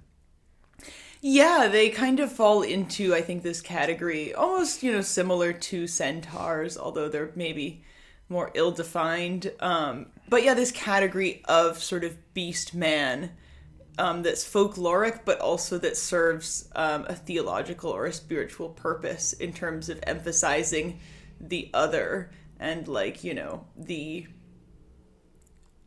providing sort of an antithesis to, the religious message that's being presented. Well, that's interesting you should say that, because the main kind of thesis for what's going on with the Oppenheimer Siddur is that the juxtaposition here between musicians and wild men, which are the two kind of consistent motifs that are in the book, the musicians, it's argued, represent the Jews who are raising their voices to God, and the wild men represent the non-Jews who are not really thinking, don't really kind of engage with the world as it is. So yeah, it's the same. Again, as with Christian texts, these things mean things. They're very deliberate. They're meant to be there, and they're not just some Jewish guy smoked a bunch of hashish and and was like, what if there was a guy that had was like the head of a man on a lion? Yeah. That would be crazy. Yeah. Yeah, no, absolutely. And there's also one tradition that I really love in Jewish manuscripts, which is in particular a very strong focus being given to the written word in general. And so you get a lot of these bits of decoration. I think it's funny because in Christian medieval manuscripts, what you have is this trajectory over the course of the Middle Ages where a lot of illuminations start out as, early on in the early Middle Ages as being these illuminated letters. It's this isn't just a regular letter A, it's a letter A that's got Abraham in it. But then it's like the cool S exactly of its day. Exactly. But then as this Gothic manuscript illumination tradition kind of progresses, you almost have the artists realizing, oh, we can break free from that. We can just do regular illustrations. But in Jewish manuscripts, you still get a lot of decoration of specific words. And you also get a lot of drawings that are comprised of words. I forget, are they called logograms or something? But you get animals. There's an astrological text in particular where they have depictions of different constellations Sagittarius and stuff. But all of them are made out of scriptural text that's written, in the shape of what they're depicting, and is quite lovely. I think in general people have this idea of Judaism as being slightly aniconistic, which I think is maybe just because Catholicism is so pro-icon and Orthodoxy is so pro-icon. I think, to be honest, I think those are the exception, at least amongst the Abrahamic religions. Protestantism famously less of a fan. Exactly, yeah. And don't let's not even go into Islam. Yeah. We just can't. I don't really understand it much myself, man. I mean, actually, no, speaking of Islam, the thing that reminded me of was Islamic calligraphy, where the words can the written word gets sort of bent and twisted into all kinds of beautiful, kind of interesting shapes. And one thing that stuck out to me that I was reading about was that while these Gothic manuscripts in Hebrew really strongly resembled their contemporary counterparts, in Iberia, a lot of Jewish manuscripts very strongly resembled Muslim manuscripts, even after Muslim rule was ended in the areas where they were made. And I think that almost feels like a kind of nostalgia for the Muslim, era, for the Caliphate. And also just the fact that it clearly influenced the tastes of Jewish people. Because if they continue to make things for Jews, if Jewish people in Iberia continue to make things for Jews that looked Muslim, it's because Jewish people wanted it to look like that. Exactly. And so I think it's, I don't want to fall into the trap of like, oh, everything was like really good for Jews under the Muslims, and the Christians were super evil in comparison. But like that is kind of the picture that it paints is one of, a conscious alignment with Islamic aesthetics. Yeah. When, even when they're living under Christianity. Yeah. Again, like, and also I think it's very easy to forget that the people who ruled Spain longer than any other individual people were Muslims. Yes. That was the longest continuous rule of any power in the history of Spain. And, I mean, to be honest, like, Christian Spain is still heavily influenced culturally by the things that happened in the Muslim period. Yes, very much so. Yeah, I think it's, Judaism, crucially, is not fully aniconistic. Of course, attitudes have changed and shifted, but there hasn't ever really been a period where Judaism has had the same taboos about, like, figural depiction in general, such as those which, Islam has nowadays, And so, yeah, you get a lot of interesting figural depictions. And I think, crucially, Judaism has, different norms and more restrictive norms about depicting divinity and depicting God in particular, which is why you don't get drawings in Jewish manuscripts of, like, God as a gray guy with a beard, because that's a concept that theologically is very distinctly absent from Judaism compared to Christianity. I mean, I remember in school we had to do religion class. And, like, stupidly, religion class was, like, different depending on what religion you were. Yes! Like, there were, like, 4 Jewish kids in the whole year. I think it was across 2 years. And they would send us, like, to this closet, basically, to learn about Judaism. They did the millet system in Germany. Famously, yes. But I remember one time our teacher wasn't there, so they would always send us to, like, the Lutherans.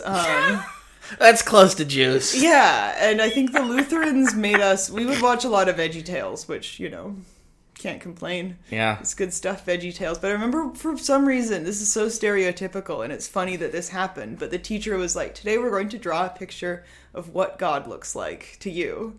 And, like, as 4 little Jewish girls, we were like, but ma'am... We don't have an idea of what God looks like in Judaism. We're not supposed to do that. And that was, like, one of the 3 things we had learned that year so far.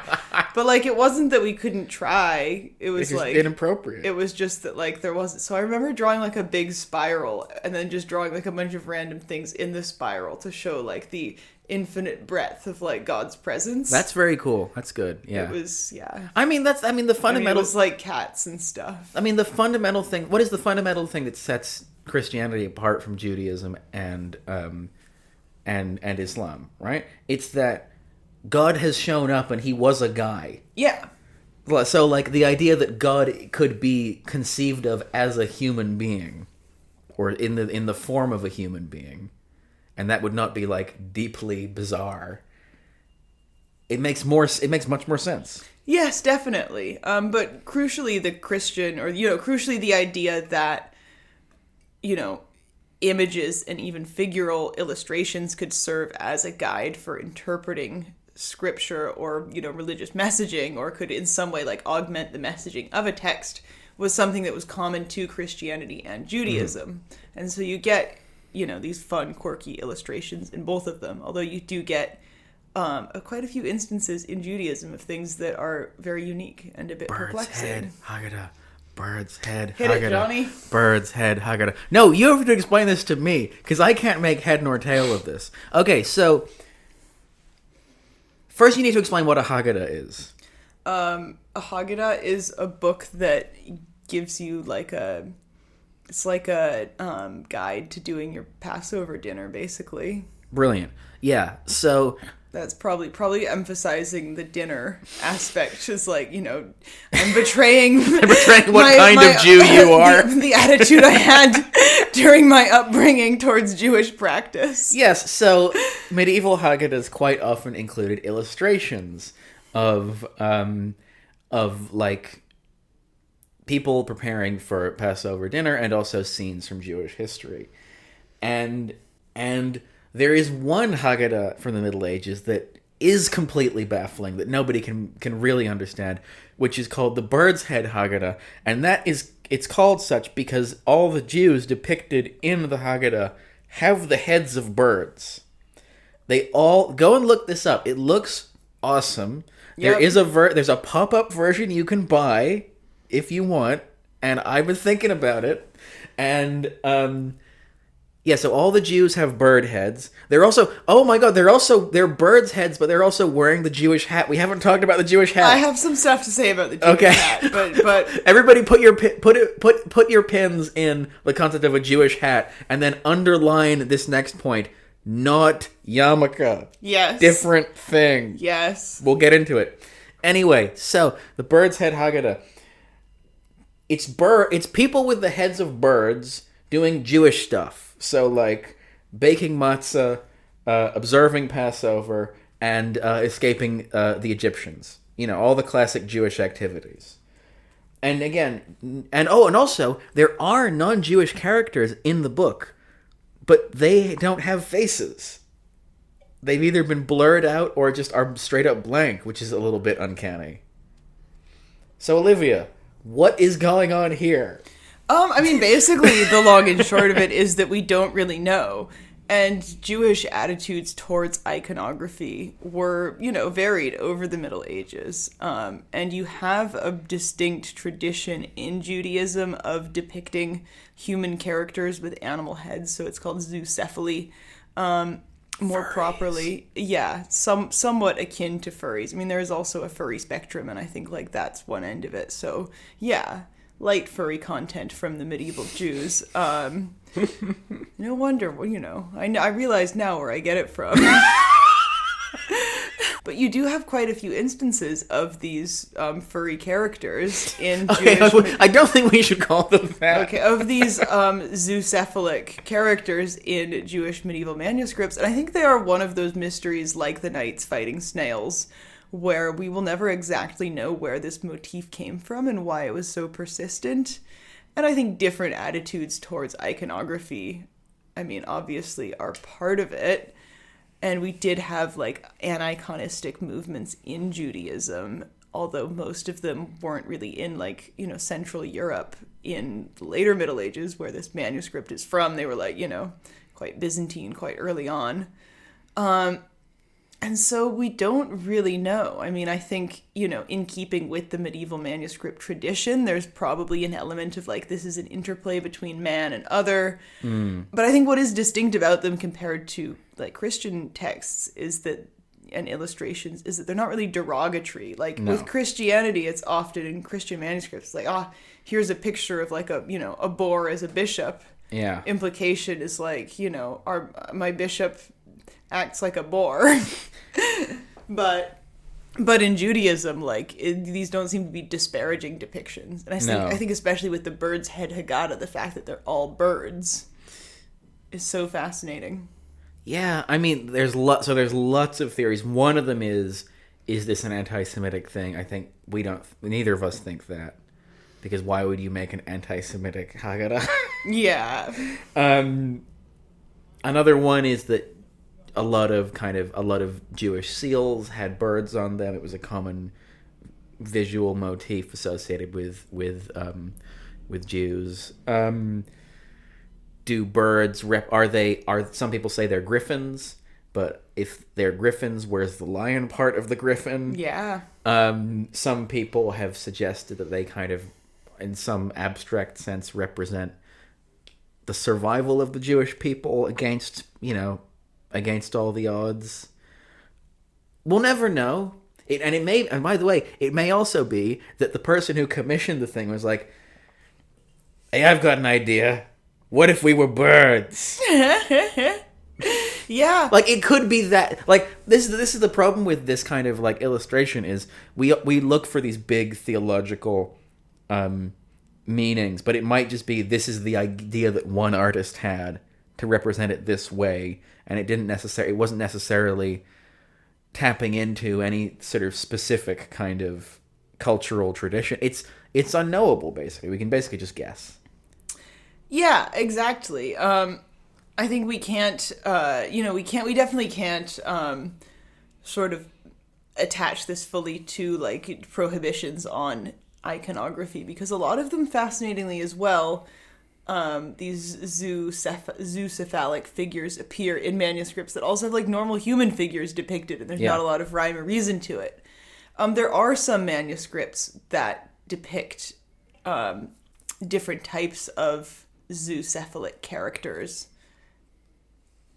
in ways that could be interpreted as having some correspondence with, like, the natures of those characters. So, for instance, there is, I believe, a medieval manuscript version of the Book of Esther, which is the story of Purim, which is, to cut a long story short, the story of an evil Persian king who tries to kill all the Jews. And interestingly, he specifically is depicted with the head of a bear. And so, I mean, it almost feels a little bit too modern and current to attach this style of illustration to the, like, Disney's Robin Hood, or maybe more aptly Art Spiegelman's Mouse style of illustration. But yeah.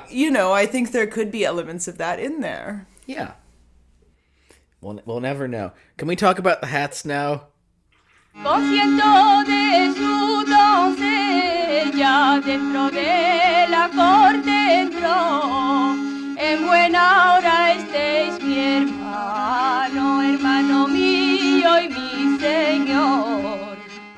Yeah, so there is a type of hat. And these birds are wearing this hat. A Jewish hat that is being worn by the birds in the manuscripts. And crucially, the kippah, or yarmulke as it's known in Yiddish, does not exist in the Middle Ages. In fact, the kippah is like a last 100 years thing. The debate over head coverings in general is, like, quite long, has existed for quite a long time. Since the dinosaurs. Yes, exactly. Callback Joe! Yes. It's as old as the dinosaurs. But yeah, standardized approaches as, like, everyone should cover their head all the time are quite new. In fact, there's a lot of, typically medieval Jewish writings about, like, why do women have to cover their heads and not men? Well, it's because women live in a state of perpetual sin. And as we all know, horniness is stored in the scalp. Yes, crucially. Anyways, but there is a type of hat called the Jewish hat, or at least now it is. That's what scholars call it. I don't think they called it that at the time, although maybe they did, to be honest. Honey, I've just come back from the tailor's. He's made me a new Jewish hat. Would you like to describe what this hat looks like? So it looks like there's one specific description that for some reason pops into my mind. It looks like an antenna. Well, I always think it looks like a cymbal from a drum kit with an antenna on the top. Because it has that weird sort of, like, a soup bowl shape. It looks like the kind of hat that a Martian would wear in a 1950s animated movie. Yeah. I did see one, like, more modern, not modern, but, like, I think 16th century painting of a Jewish hat that was done in, like, a slightly more naturalistic style, and that kind of made me get it, but not a lot. Because they look weird. I'm sorry. It's like a weird sort of shallow saucer shape, but then it's got a very pointy top, like as tall as the hat is wide, and then often, not always, but often there's a little ball on the end. Yeah. How did they keep it rigid? Yeah, I don't know. I think we don't actually know what they were made of. It might have been felt or leather or something else, a stick. And I think one of the things that's interesting about the Jewish hat is that it doesn't seem, at least initially, to have been any kind of sort of negative symbol or compulsory thing for Jewish people to wear, which after the Fourth Lateran Council in 1215, it was required for Jewish people in Europe to wear a symbol, often the Jewish hat, signaling to people that they were Jewish. But this doesn't seem to have been that, at least in the beginning. I mean, nobody No. knows exactly where it evolved from. People Or what have- it means. Yeah. No, nobody knows. People have compared it to like the Phrygian cap or the bishop's mitre, and indeed it does actually show up. Well, first of all, as we said, in Jewish depictions of themselves. So clearly it's not like a negative stereotype completely for the whole Middle Ages, and it also shows up in Jewish heraldry in the same way that like bishops' mitres show up in ecclesiastical heraldry. So yeah, I think that shows that like it may have been just a cultural symbol to an extent. And I think because like, I mean, all the drawings you see of it is so distinctive. It's so really funny. striking. Yeah. It's the most baffling fashion choice I think we've ever come across on this show. Yes. Yeah, absolutely. It's so out there. And they're always like yellow. Have you noticed that? Yeah. It's it's funny. Oh yeah, sorry. We should have explained. Olivia, for the last 2 years, has been wearing this hat every time that we record, and I've never really plucked up the courage to ask her about it because I thought it would be anti-Semitic. And it's quite culturally insensitive for you to bring it up even now. I'm calling Rüdiger Butzmann. We don't know where it came from. It seems to have kind of faded away by the end of the Middle Ages. It also was never really like universally worn by Jewish people, although it seems to have become like a symbol of Judaism. Again, like a bishop's mitre a bit, in that Christians also started using it in their art to indicate like this person is Jewish. So yeah, there were a lot of places where Jewish people just wore the same things as everyone else. But sometimes they wore the Jewish hat, I guess. We don't really know. I love the Jewish hat. Or to use its proper name. The Jat. One other thing we love to do in Weird Medieval Guys is we love to read poetry. And yes, Jews wrote a lot of poetry. A lot of it was in Hebrew. Some of it was in vernacular languages as well. But I'm gonna focus mainly on Hebrew stuff just because let's keep life easy. I have a couple vernacular examples. Hell yeah.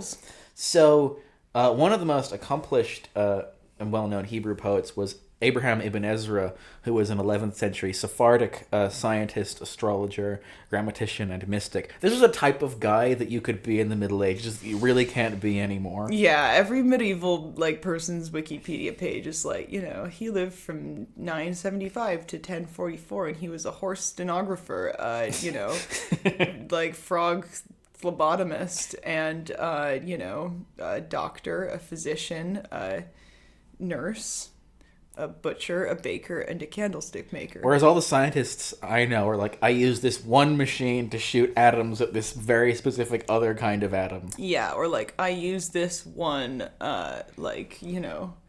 code writing software to make websites.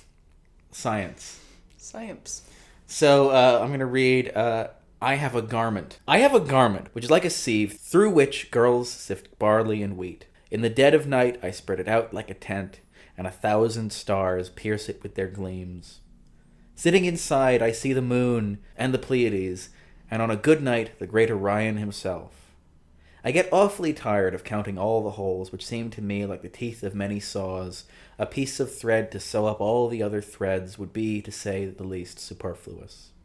If a fly landed on it with all his weight, a little idiot would hang by his foot, cursing. Dear God, do what you can to mend it. Make me a mantle of praise from these poor rags.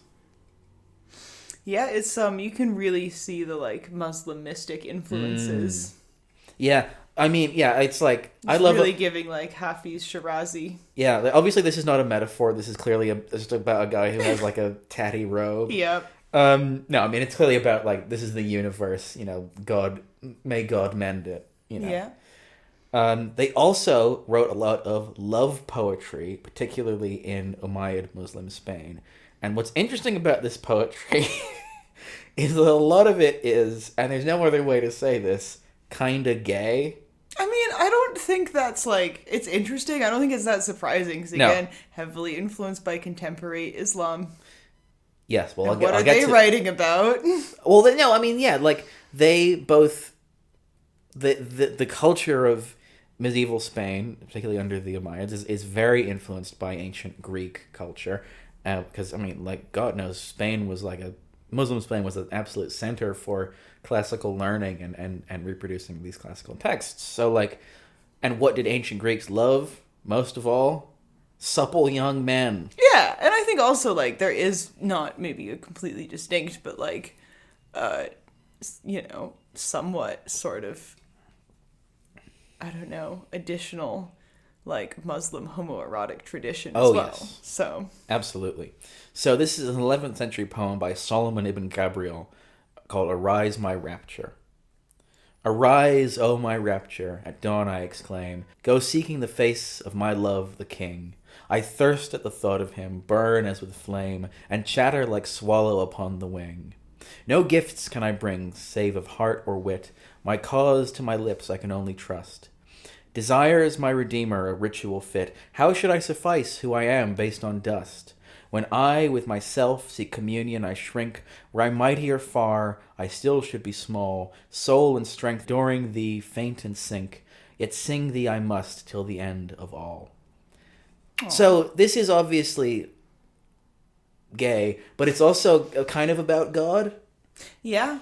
Like, and a lot of sort of, some might say, more homophobic scholars would argue that, well, it can't be gay because it's about God. To which I would say, medieval people loved blending different kinds of ecstasy. Yes. They loved the erotic and the romantic and the spiritual happily coexisted in one kind of mind.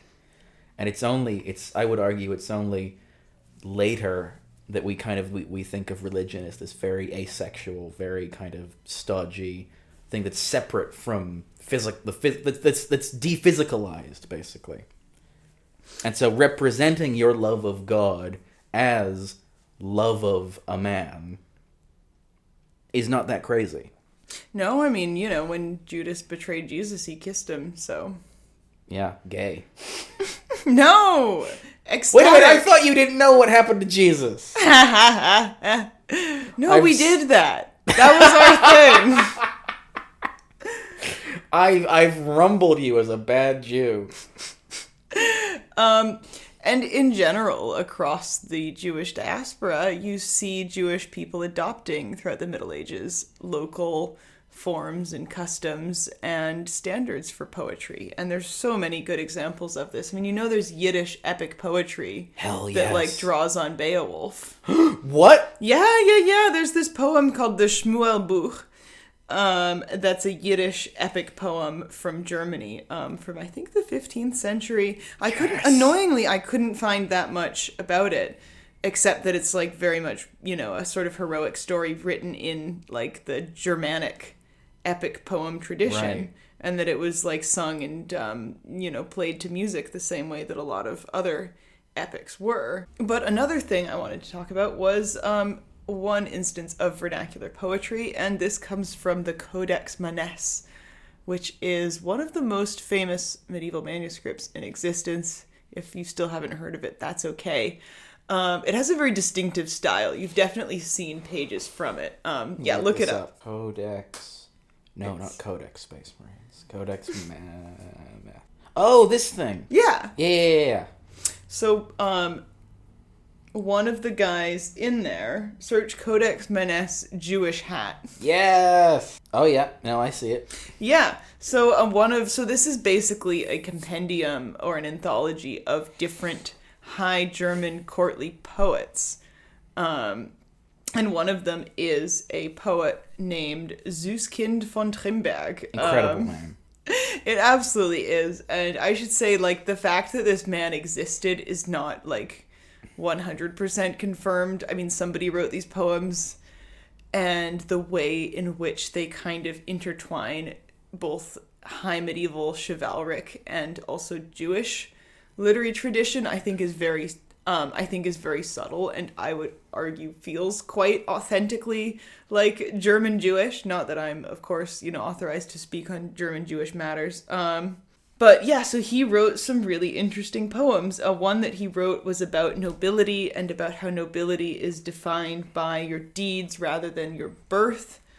One of them, which I really liked, was about written from the point of view of a wolf who says that he only steals geese because he's oppressed and hungry, and that the sins that men commit are much worse than the sins that, wolves commit, because the wolves are just trying to survive in a cruel world, whereas the men are, trying to kind of exploit and hurt each other.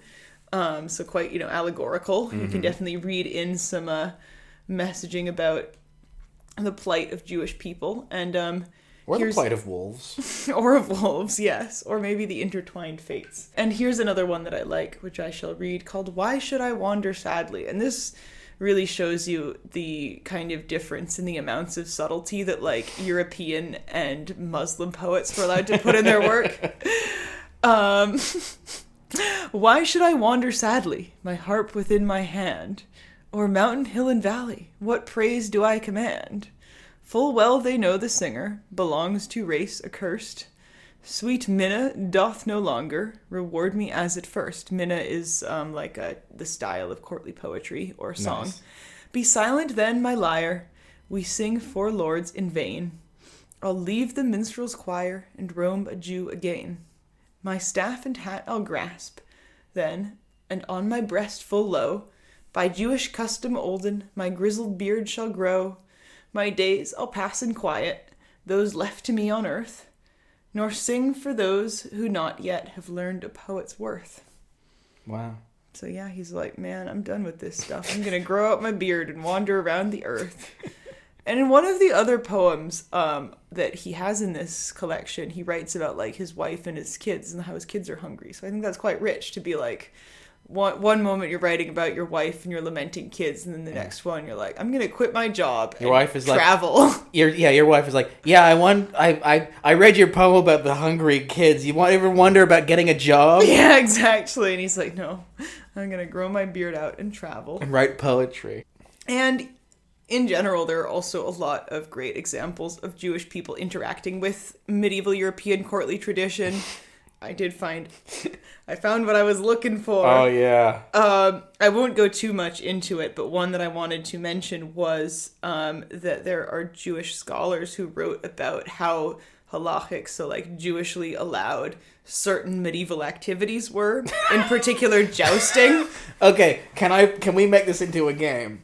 Yes. Or I guess you give me an activity and I'll try and guess if it's Jewish. Oh no, I just have jousting. Oh. Well, jousting, yes or no? I'm going to say jousting is... Remember that, there are Jewish kind of...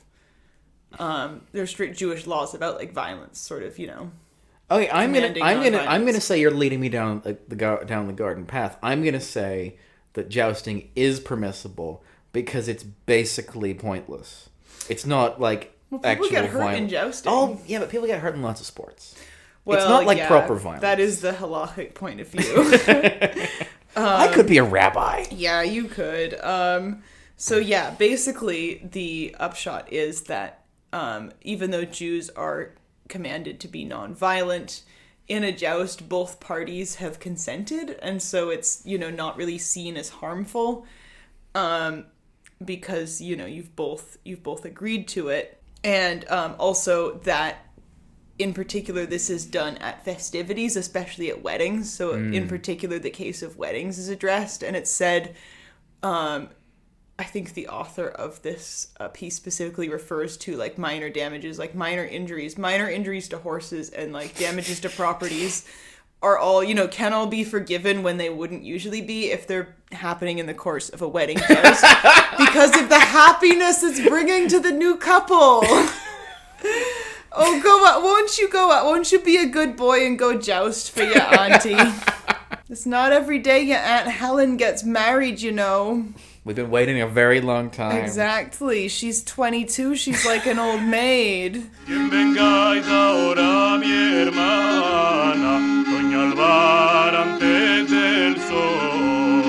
Cuando yo era chiquita, me diste un bofetón. It's interesting you bring up violence because, I think that our conventional image of the medieval Jewish person tends to be of a learned, somebody who might be learned and might be, might even be wealthy, but is not necessarily going to be a great sort of martial leader.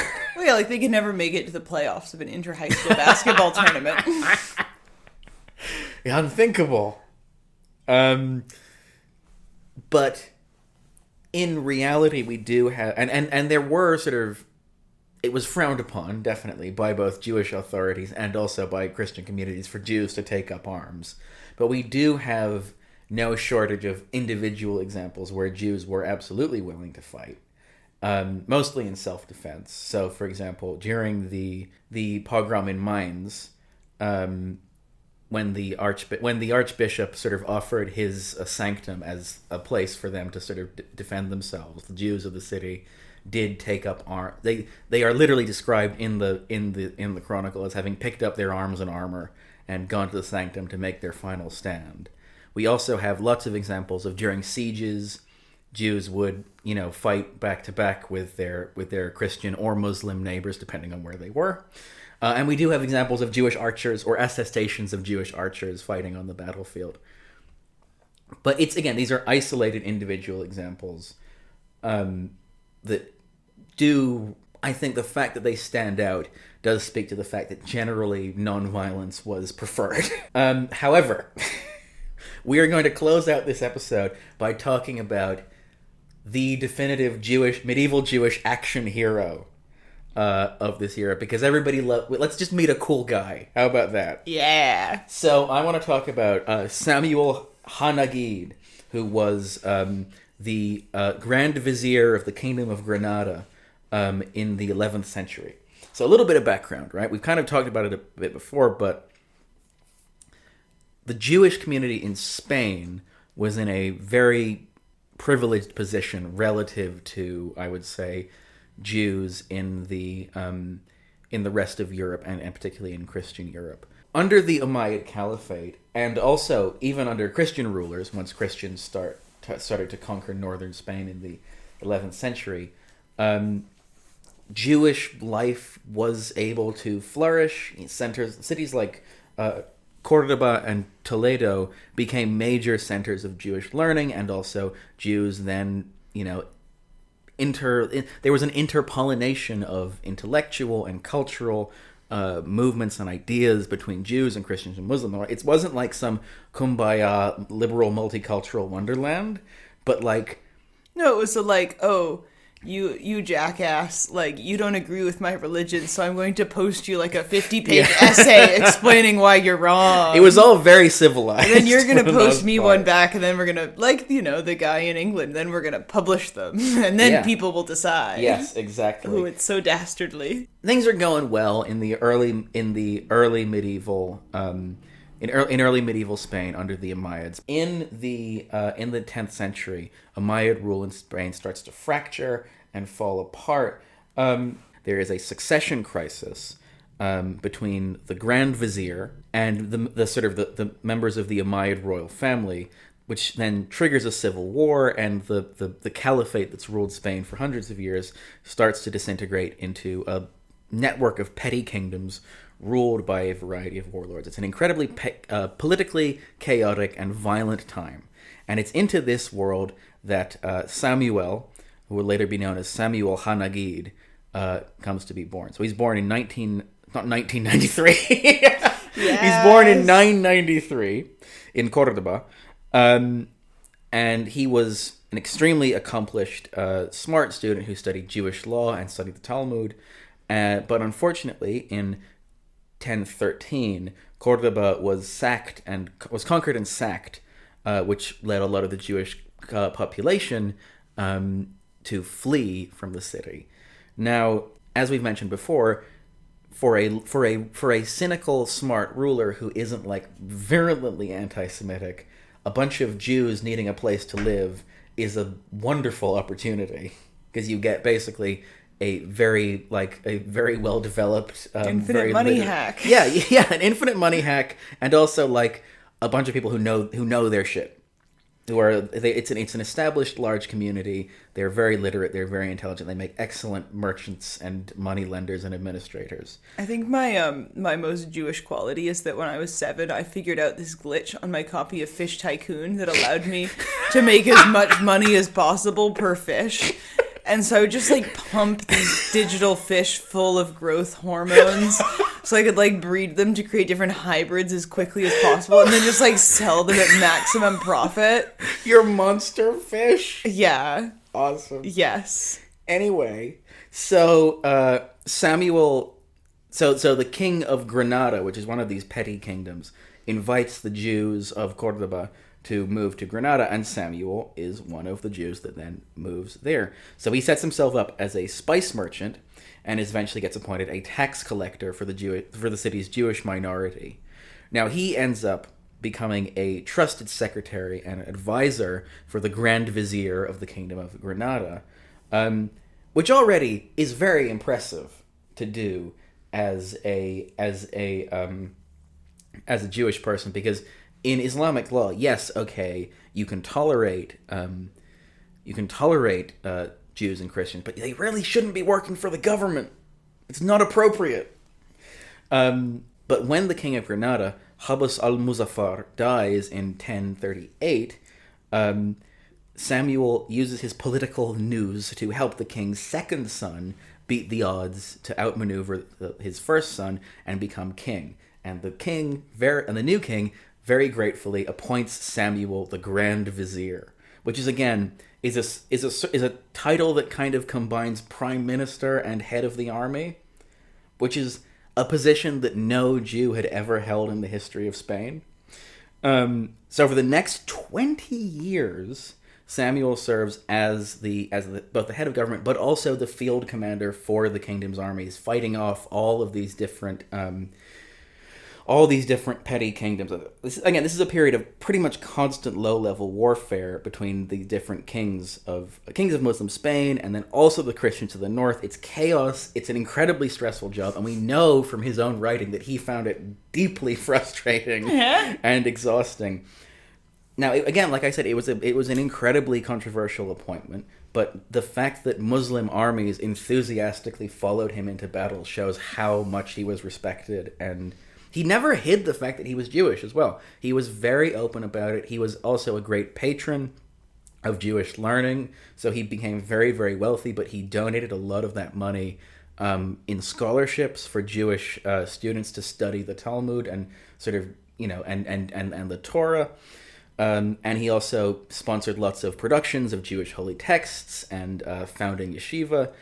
In response to this, and to honor his accomplishment as, again, the first Jew to ever do this, ever, he was given the title of Nagid, or the Prince of the Jews, because he was known across the Jewish diaspora as, hey, there's this very cool guy in Spain who's like the most important Jew who's been born for 500 years. That's so sick, man. I didn't know about him. I'm glad to know about him. Yeah, it was said, I found a quote from a source that says, it was said of him that he wore 4 crowns: the crown of Torah, the crown of high station, the crown of Levitical descent, and above all, the crown of good deeds. Aww. I know, he's so awesome. So after a long life of military service and political leadership, he died in 1056 with the independence of the kingdom secure and the Jewish community in Granada larger and flourishing more than ever before. And the other thing about him that's really interesting is that he wrote a lot of poetry. He loved writing poetry. And I'm going to read one of my favorite poems by him, which is called Answer Me. Build me up like a tower on the heights of your sanctuary, and set me like a seal upon your heart. Make me drunk with the blood of the foe on the day of war, and satisfy me with his flesh on the night of redemption. Place the cup of salvation upon my right hand, that my tongue may give voice and joy to a song of love. For nearly 1,000 years I have declared my sorrow, with many tears and fasting. Will you not answer me? Oh, that's so fucking sick, it's a man. really good poem. Cool. So yeah, he was a Renaissance man. Yeah. 300 years early, and also Jewish. there is a tragic end to this story, which is that after he dies, a lot of his legacy does get reversed. So his son, who was also Jewish, actually does inherit his title as Grand Vizier, but he was crucified in an anti-Semitic pogrom in 1066. I think that gets I think gets to the bottom of the problem of talking about medieval Jewish history, which is that it is so easy to take a story like the story of Samuel Hanagid and say, oh, well, it all ended in tragedy because his son died, and you know, eventually, centuries later, the Jewish population of Spain were expelled, and you know, and therefore, this is actually a tragic story. But I think that by doing that, we would be doing a tremendous disservice to the actually lived lives of all of these people, whether they were, you know, war leaders or just ordinary women who just like made friends at the market and was like, I've got this great new recipe for, what's a Jewish? Pumpernickel bread. I've got a great new recipe for pumpernickel bread. Do you want to try it? I got a great recipe for rye bread. But Miriam, what do you mean? All of our bread is rye bread. It's this incredible new sandwich. It's got cabbage, rye bread, and salt beef. What do you mean, Miriam? That's literally all we eat all the time. Oh, you'll understand in 500 years. We're making this episode, which is, I hope has been this kind of celebration of Jewish accomplishment and Jewish joy through this very challenging period for Jewish people. Not because we're trying to sort of convince you that everything was fucking sunshine and rainbows and that, like, anti-Semitism didn't exist and that those weren't real problems, but because if we only focus on the tragedy, we are creating a picture of these people's real lives that is not true. It is fundamentally incomplete. And we are doing a disservice to the legacy that they left by pretending that all that was left behind was pain and sadness. And that's really the stereotype that we rail against in the Middle Ages in general, because I think that we don't need to come on this podcast and tell you that anyone, Jewish, Christian, Muslim, or otherwise, in the Middle Ages had a lot of difficulties in their lives to face that you and I do not even have to think about, let alone deal with. I gotta slaughter this hog. Daily basis, and then die of dysentery. Yeah. And then die of chlamydia, and then die of something else. You died from 5 different infections before breakfast, and that's not even the day over yet. And so, yeah, life, I think, was hard for these people because, partially because it was a time when life was harder in general. And again, I don't think that you need us to tell you that life was hard in, like, the year 1200. And that's why I think that there is a lot more value in actually trying to controvert these stereotypes that there was nothing good about the Middle Ages for anyone. And I think in particular, for Jews, for, this group of people for whom, if you look at, I think, what has been written down and sort of, the bigger picture, then yes, it does look like, an extremely tumultuous time. But I think it's so easy to be very reductive when you look at, these histories to say, oh, well, there was an edict passed in favor of the Jews in, 1200, but there was one passed against them in 1290. And it's like, well, that was like, 90 years. That was 2 generations of people living blissfully, And so I think that in this case, it is actually, for me, in some ways, an instance. And I think also, if I may speak personally, for me as a Jewish person who, for whom, like, if you're Jewish today, part of your identity kind of, either way has to be, like, defined in relation to, violence and oppression. But the question is not, like, whether these things happened. It's, can there be something positive and beautiful and uplifting and, something that bridges boundaries and breaks down walls despite that. And I think that if you look back to the Middle Ages, you can see that with Jewish people then as now. And it's, I think it's worth focusing on the positive, uplifting things because they can give us a model for how we move forwards. Que chiquita y no lloraba, me prometiste un don, y ahora que ya soy grande, quiero que me le des voz. Well, that's just about going to do us for this episode of the Weird Medieval Guys podcast. And before we do the conventional thing and read out some Spotify comments, I do just want to give you guys a quick programming note about the future of the show, which is to say that we are going to be taking a short hiatus. They're sending me to a farm upstate. They're sending Olivia to a farm upstate where she's going to grow potatoes. And I'm going to live off the fat of the land. Yeah, so I mean, bluntly, you know, we've been making the show for almost 2 years, pretty much uninterruptedly. We absolutely love it. It's such a joy to make this with you, Olivia, and then to share this with the listeners. I love every aspect of it, but at a certain point, you do have to kind of rest on your laurels for a bit.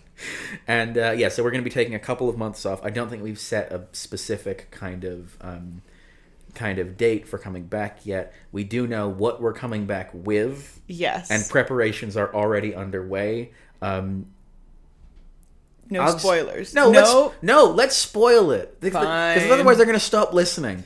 We're doing the Norman Conquest. We're doing 1066. And yes, I know the rest is history. Just did a series on it. Don't tell me this. I've been planning this for months. I mean, they have too, probably. Yeah, but I don't talk to them. You think I know Tom Holland? But yeah, thank you to everyone. I mean, I think this will be the longest break we've taken since we started in June of 2023. And so thank you to everyone who has listened so dedicatedly. It's been really incredible to see not just the number of people that listen, but the number of people who pop up, like in our comments multiple times. It does a number of people that join Discord and are quite active there. It feels like a really sweet, like almost, I would say, unilaterally positive little community that's grown. Absolutely. And that's just absolutely wonderful.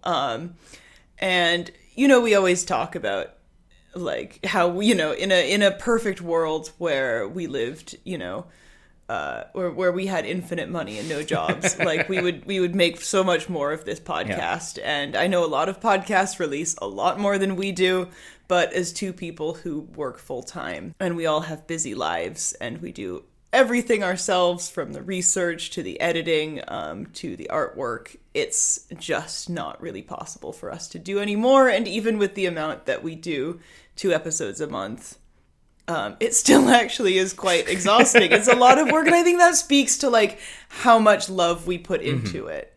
And I think it would be an insult and an affront to the podcast to not give ourselves a little bit of time off so that we can come back really strong. I think it would be sadder to kind of force ourselves through it. But yeah, no, in the interim, we will be, well, I imagine Olivia will probably post some more Substacks, so keep an eye on those.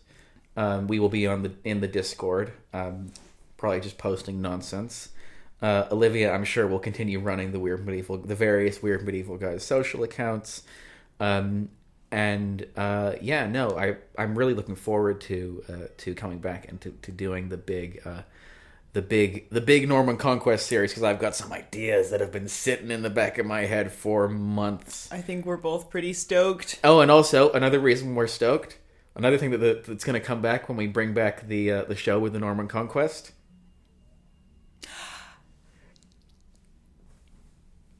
Joe Mason. Woo! That's right. That's right. We fixed him. He can now speak human language. We fixed him. Yeah. We can fix him. All right. We took Joe Mason into the shops. They opened up the top of his head. That's another thing. They said it's all kinds of fucked up. Just kidding. I love Joe Mason. I love you. We love... You know that. Yeah. I know he listens to the show, and even when he's not on it. He's our only friend who actually listens to it.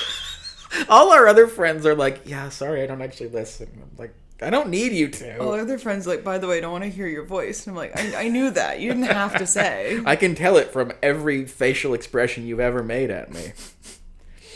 But yeah, no, really looking forward to getting back into the swing of things. But in the meantime, we're gonna put our trotters up, basically. Oh yeah, it's summer vacation. Woo! School's out for summer. Play that one song from High School Musical, but not yet. You need to read a Spotify comment. Yes. So, thank you to Catherine Odell, who says, "Not me calling my husband with a PhD in medieval English over when I heard the beginning of the cold open. Excited to share in hearing the scientific advancement together, only to be met with Bob Dylan." When? Those two ciders really hit you hard. When? Yeah. And thanks to Pete, who on our last episode said, "You did Brother Cadfael dirty calling Poirot the, quote, world's most famous medieval detective.